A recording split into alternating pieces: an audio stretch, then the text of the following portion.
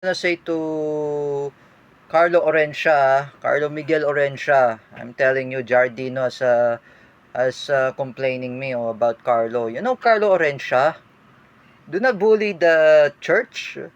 Why you even just to know that you bully, for example, the church, your friends, you're betraying others? It's not really good, Carlo. I'm saying to you, you need to learn your lesson. Don't attack the church. Because if you attack the church, you will be happen to me. Oh, when I being sued by David Gill and his family members. Don't attack the church, please, Carlo. As I'm a former Shia Muslim, if I am a Jewish Orthodox, I'm not a Christian. I was a Jewish Orthodox. I I respect the church. Oh, I say I oppose the church. I lambast the church. No.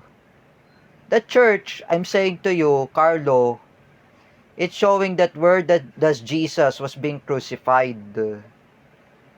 That's what I told by Luis Cabales.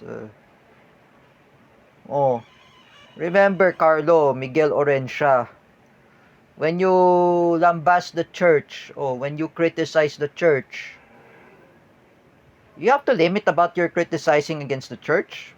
Don't criticize the church. Me, I was become an anti-Catholic. Oh, I criticize the church. Oh, I was a Duterte supporter. Oh, I always limit. I mean, not only Danmar Dayo I'm talking about. I'm saying Carlo Orencia, ha? Carlo Miguel Orencia. I'm just gonna say to you.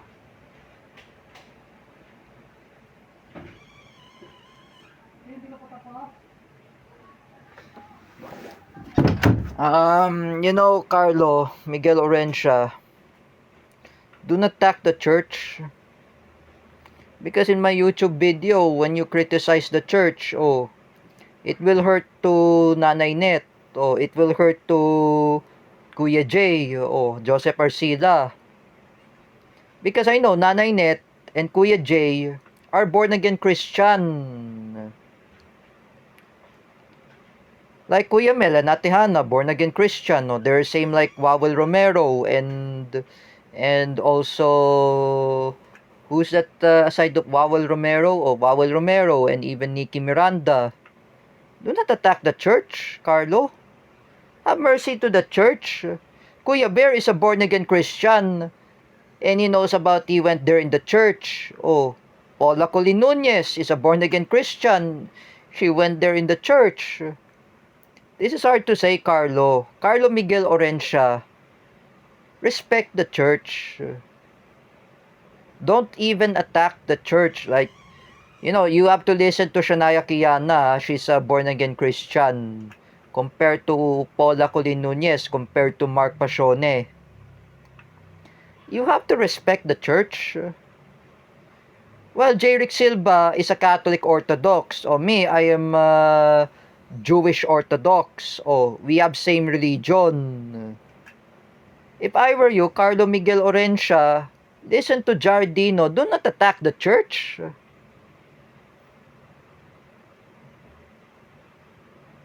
And you're bullying your friends. You say you're betraying your friends.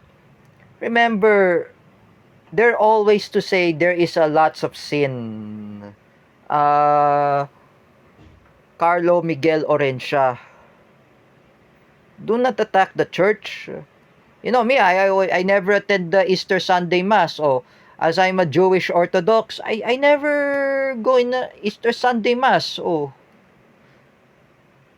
me and my ninang Anya Suyuki, who's a daughter of Uncle Eugene, we are Jewish Orthodox, and we cannot go to church. Oh, do not attack a church, Carlo. Carlo Miguel Orencia, that church is showing how does Jesus was crucified. Oh, this is my YouTube video.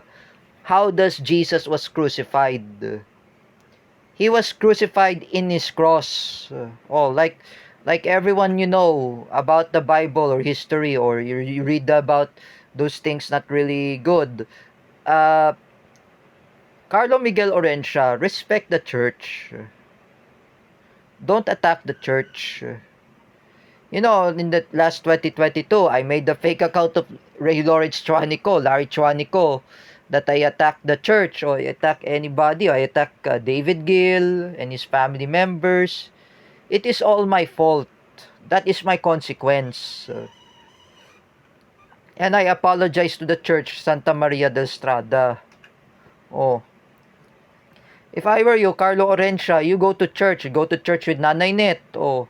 You go to the church of the Santa Maria del Strada, or near at UP Diliman, the church of David Gill and Mrs. Annie Gill, or Mr. Dennis Gill, or you go there and attend the what's that, Easter Sunday Mass. Oh, don't attack the church.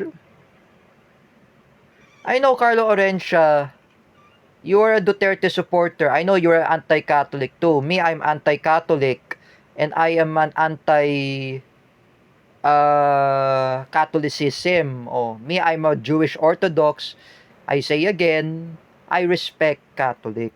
Oh, that's the word. You know, I'm not a Catholic. I'm a Jewish. Oh, I am a Jewish Orthodox.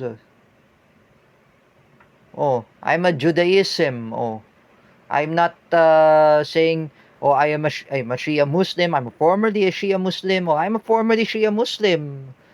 You, Carlo Orencia, you're a born-again Christian. You need to respect the church.